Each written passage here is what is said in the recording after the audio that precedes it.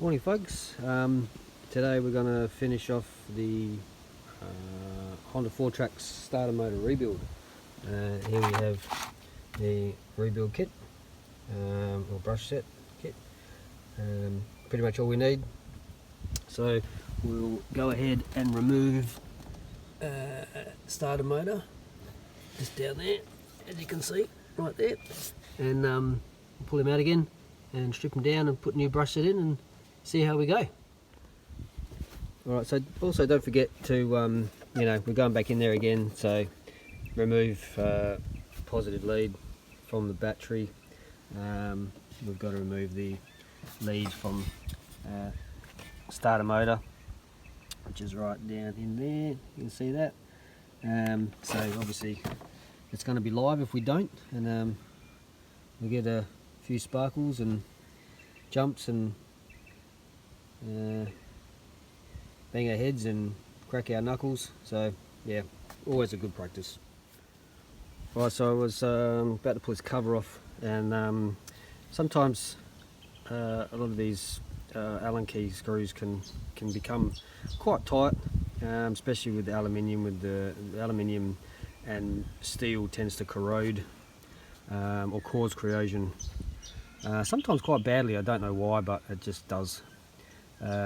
So when I took this cover off last time, obviously I put it on, and I put it on to, I tightened it up, which is what we all do, but it was quite difficult to start to get off, and it started to round off the screw heads in there. As you can see, it's starting to, you can see the clean bits that started to happen. So a good little trick I found with these, and also for the flat ones which you find on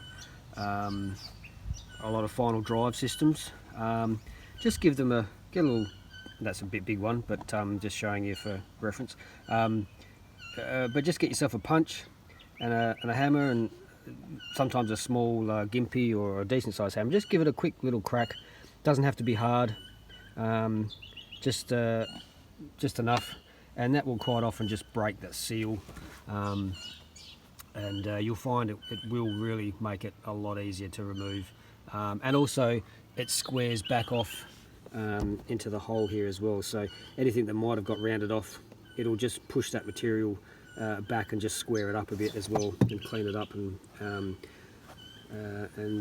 you should find that you'll be able to remove them relatively easily. This has happened to me right now, so they kind of locked up and were getting tight and started to round off, so again, gave it a bit of a crack, and Bob's your uncle, Fanny's your aunt. Alright, so starter motor's out. We're going to strip it, as we said, and replace fit a new kit. Pretty simple, just the brush holder and obviously the main terminal coming in there for the power. Alright, pretty bad with this camera stuff, so let's go. So right, we're going to remove and strip the starter.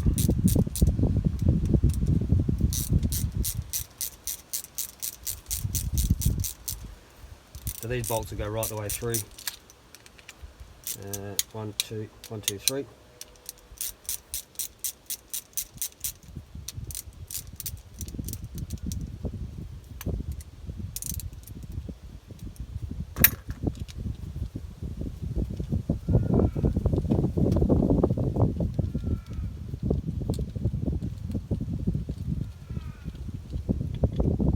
Pretty simple job this. These ones are really straightforward and really easy. Obviously a bigger vehicle starter motor has a solenoid on the side, which basically acts like the solenoid that you can see, which we tested in the other video.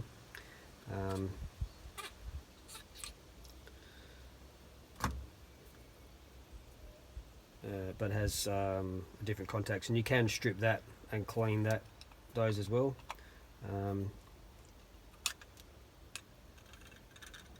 Alright, so there we go. So that's your armature is in there. That's your armature, commutator, where the brushes run, and that's what's commonly known as a field. A magnetic field around a series of wires. I'll just knock those off. A series of wires which when powered up turns. Pretty simple. Anyway, alright, we'll go ahead and take this off.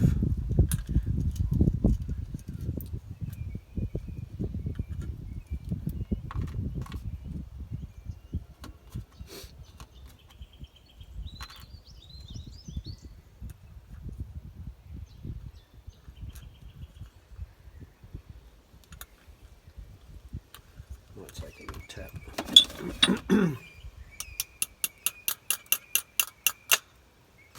Okay. That's it. One old brush set, as you can see from last time.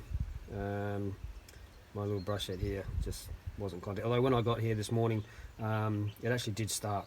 So, which was interesting. Probably with me playing around with it, might have got a little bit more out of it.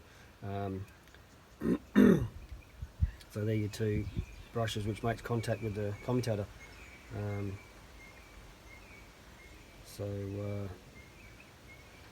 Yeah, I'll just give this a bit of a clean out. It's not too bad actually. I'm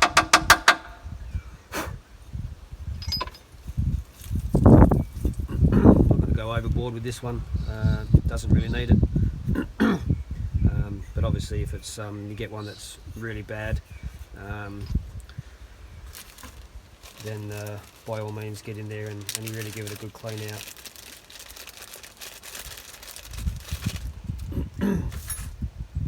Actually, we're just going to clean the commutator up, so we'll pull that out. Take those off. Make sure you don't lose any of these shims, because these shims obviously stop the armature from moving back and forth too much. Obviously it's got to have a little bit of play in there to rotate, but you don't want any of that sideways back and forth movement, so just be mindful of what shims are on here when you are pulling them apart. But we'll get some fine emery, sorry, wet and dry. You don't want emery, it's too rough. Some wet and dry on there, 800, 1200 grit. Just clean that up nicely.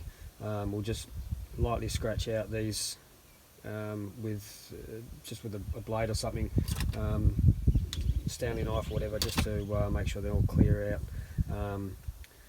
and then we'll put it back together again.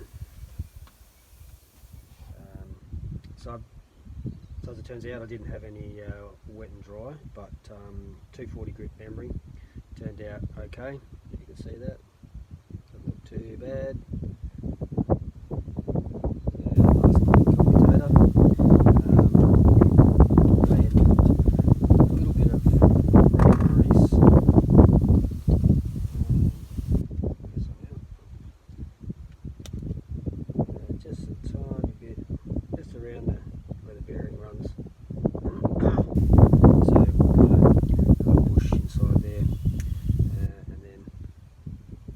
Also went ahead and changed the O-ring. I found an O-ring that fit the Euro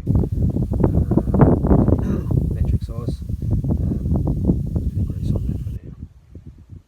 We'll also put a bit of grease inside this bearing here. This bearing's pretty good, so we didn't have to change that. But if you do want to change that out, that is a size 6002, so pretty common bearing. You'd probably be able to get them for about 10 or 12 bucks from statewide or somewhere like that. So yeah, pretty cheap.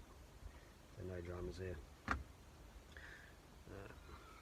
So we'll go ahead and we'll just very gently, because brushes are quite brittle and they can break very easily. So we're just going to kind of slide up this one and then drop in like that.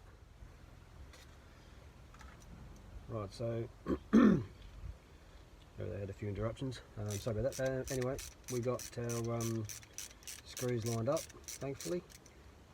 Just check rotation, yep, it's all good, nice and snug. but not too snug.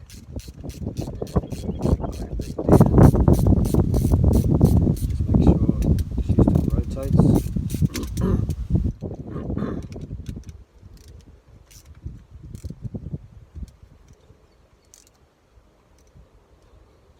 Still rotates. Just nice and snug. They don't have to be tight. We've still got rotation, which is great news. So there we have it. One rotating. It's a little snug, but it's nice and smooth, so which is good. And there you have it. One rebuilt starter motor. I'll just put a bit of grease on the O-ring as well. These seals were okay. Wasn't too concerned about those, but you can put a little bit of grease on those if you want to as well. But otherwise, it's all good. So we'll go and put that back in and see how she goes. Okay, so it turns out that there is a left and a right with these, I believe. So we have an L, and if you can see that on there, we have an L just down the bottom here,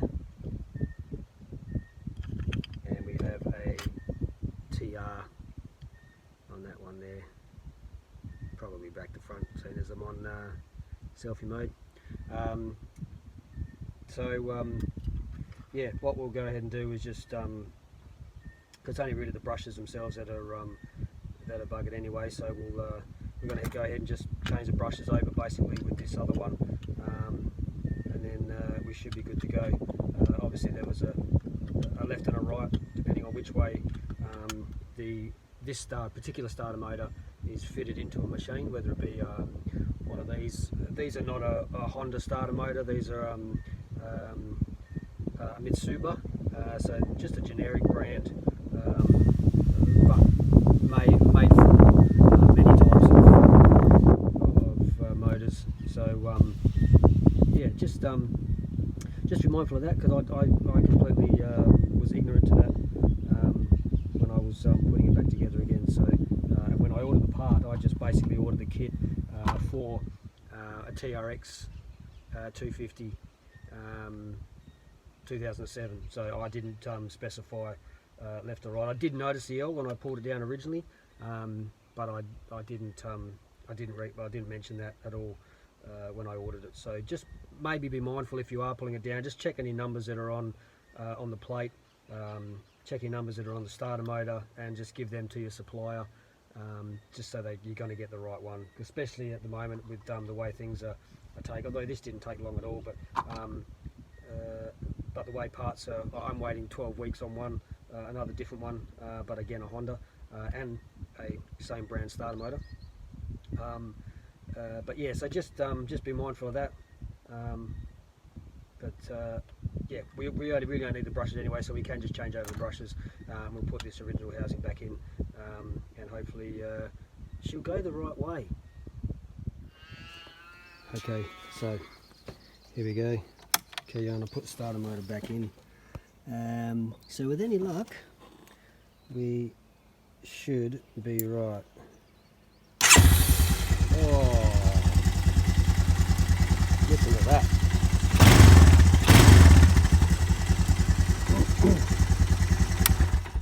Alright, well, lesson learned, because I didn't take much notice of that, but you get caught out every now and then. Starter motors are not something that I rebuild all the time. They last for quite a long time, so but yeah, you can still repair them. You don't have to go and buy a $300-400 starter for your machine, so you can have them repaired if parts are available. Even if parts aren't available, just ask some dealers, ask around, and you never know what you can find.